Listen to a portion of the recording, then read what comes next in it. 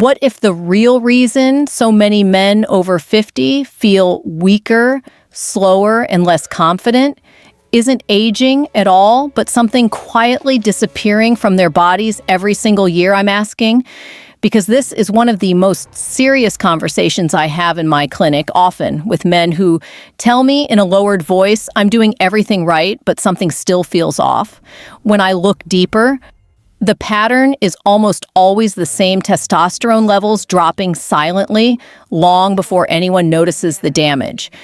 And here's the part that worries me most. Many of these men believe the only answers are pills or injections, when in reality, the first solution often starts on their dinner plate. Stay with me, because what you eat every day may be either draining your testosterone or helping your body restore it naturally, starting now. When men sit across from me and say, I'm tired all the time, my strength isn't what it used to be, I often discover something surprisingly simple at the root of the problem: vitamin D. Not a drug deficiency, not age itself, just vitamin D running low. And this matters more than most people realize, because vitamin D acts like a quiet switch that tells the body whether testosterone production should stay active or slowly power down.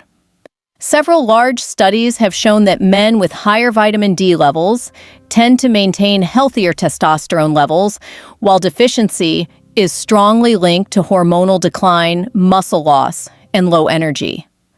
One food I keep coming back to in these conversations is tuna. It's lean, easy to find, and naturally rich in vitamin D, giving the body a signal it desperately needs as men get older.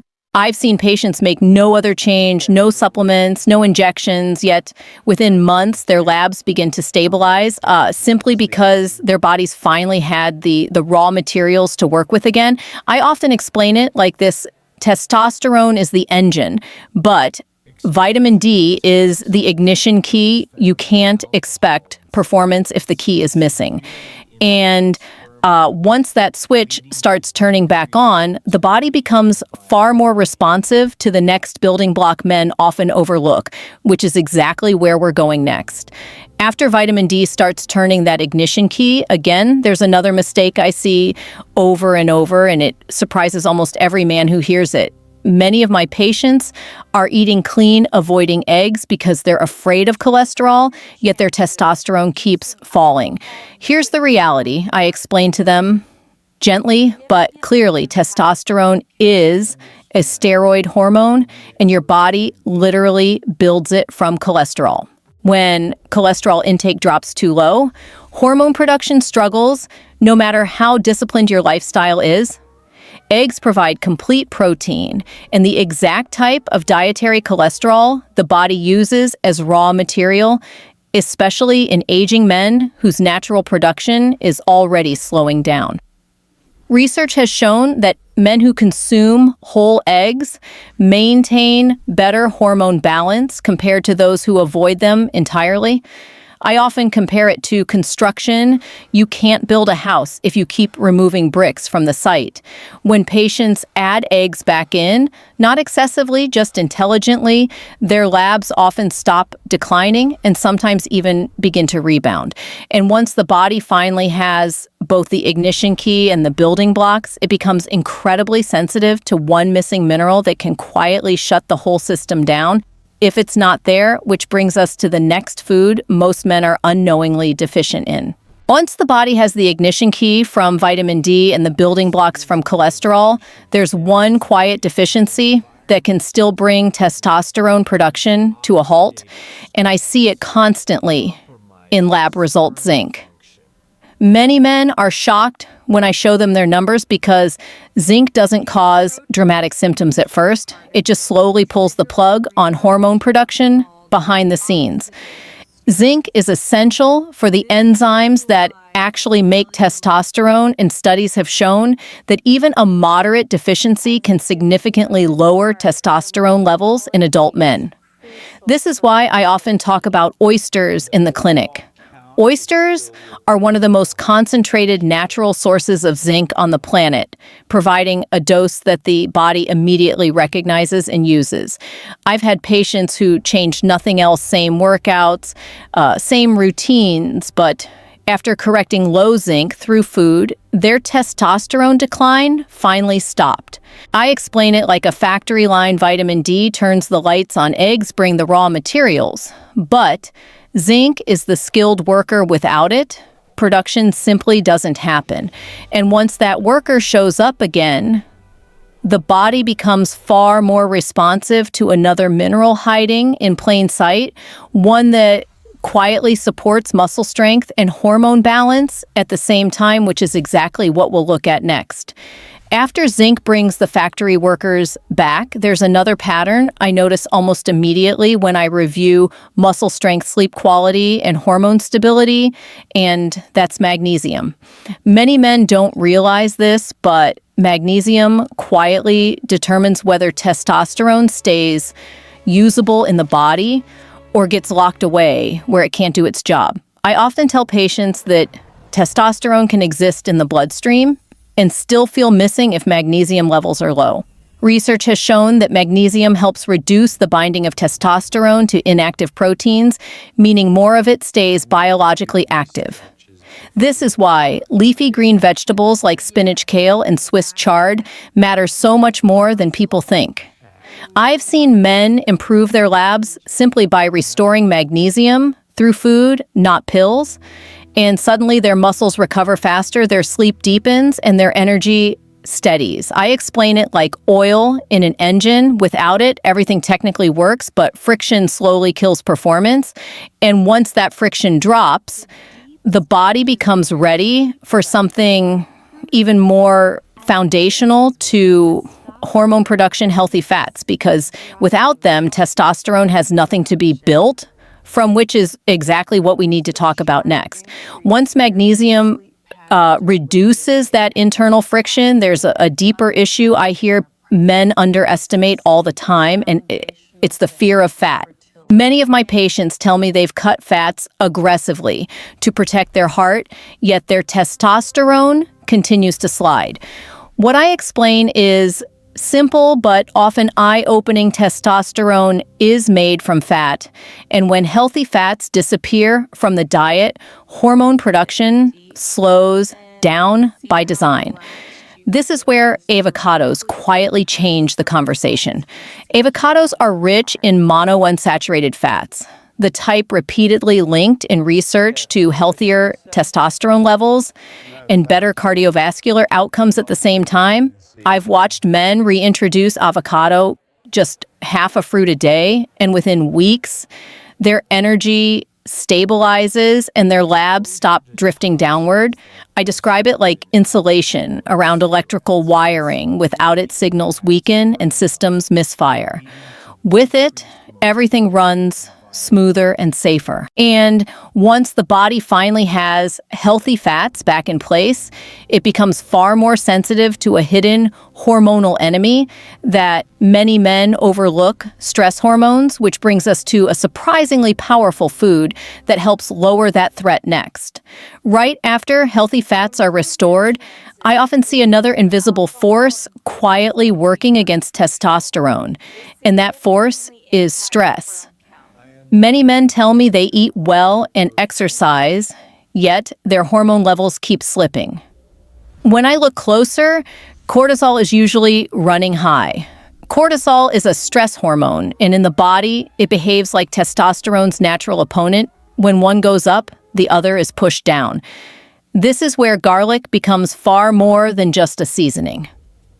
Garlic contains a compound called allicin, and research has shown that allicin can help lower cortisol levels, creating a more favorable environment for testosterone production. I've seen patients improve, not because garlic magically boosted testosterone overnight, but because it removed the brake that stress had locked in place. I explain it like background noise in a room. When the noise is loud, you can't hear the conversation. When it quiets down, everything becomes clear again. And once cortisol starts calming, the body becomes much more responsive to circulation, and antioxidant support, which leads us directly to a fruit that changes blood flow and hormone signaling in a powerful way. Next, after cortisol begins to quiet down, I pay close attention to something many men don't connect to hormones at all: blood flow. I hear it often. My labs look okay, but I still don't feel the same. What I explain is that testosterone doesn't work in isolation. It depends on healthy circulation to reach muscles, the brain, and reproductive tissues. This is where pomegranate becomes surprisingly powerful. Pomegranate is rich in antioxidants that help reduce oxidative stress and support nitric oxide signaling, which improves blood flow throughout the body. Studies have shown that regular pomegranate consumption is associated with better vascular function and, in some cases, modest improvements in testosterone levels. I've seen patients feel a noticeable shift, not because their numbers suddenly skyrocketed, but because their hormones finally started working where they were supposed to. I often describe it like irrigation in a field. You can have fertile soil and good seeds, but without water reaching every corner, nothing thrives. And once circulation improves, the body becomes far more responsive to a warming root that supports hormones from a deeper metabolic level, which is exactly what we'll explore next. Once circulation improves, there's another layer. I always look at how efficiently the body converts signals into action. This is where ginger quietly stands out. Many men tell me they feel stuck, like their system is awake but not responding. Research helps explain why ginger has been shown to reduce inflammation and oxidative stress while supporting enzymes involved in testosterone production. In clinical settings, I've seen men with sluggish labs begin to trend upward after consistently adding ginger, not as a supplement obsession, but as a daily habit. I often explain it like warming up a cold engine. Nothing is broken, but until the temperature rises, performance stays limited. Ginger helps raise that internal readiness, improving metabolic efficiency, so hormones can actually do their job. And once inflammation eases and responsiveness improves, the body becomes ready for a crucial hormonal balancing act, reducing excess estrogen, which brings us to a family of vegetables most men underestimate next. After inflammation settles and the system becomes more responsive, there's one imbalance I see holding many men back, and it's not low testosterone at first, but too much estrogen. This surprises almost everyone I talk to. As men age, estrogen can quietly rise, crowding out testosterone and blunting its effects even when levels look acceptable on paper. This is where cruciferous vegetables come in: broccoli, cauliflower, Brussels sprouts. They contain compounds like indole-3 carbinol that help the body clear excess estrogen more efficiently. I've watched men do everything right, eat well, sleep better, yet only start feeling stronger once this hormonal traffic jam clears. I explain it like a scale: testosterone doesn't need to skyrocket if estrogen finally stops weighing it down. And when that balance begins to normalize, the body becomes incredibly receptive to one final nutrient group that supports hormones at the deepest structural level, which is exactly where we're headed next. When estrogen finally stops overpowering testosterone, the last piece I look for is whether the body has enough structural support to sustain hormone production long term. And this is where fatty fish quietly closes the loop.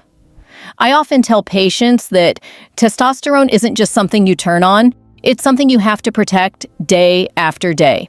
Fatty fish like salmon, sardines, and mackerel are rich in omega-3 fatty acids, and research consistently shows omega-3s help reduce chronic inflammation while supporting the membranes of hormone-producing cells.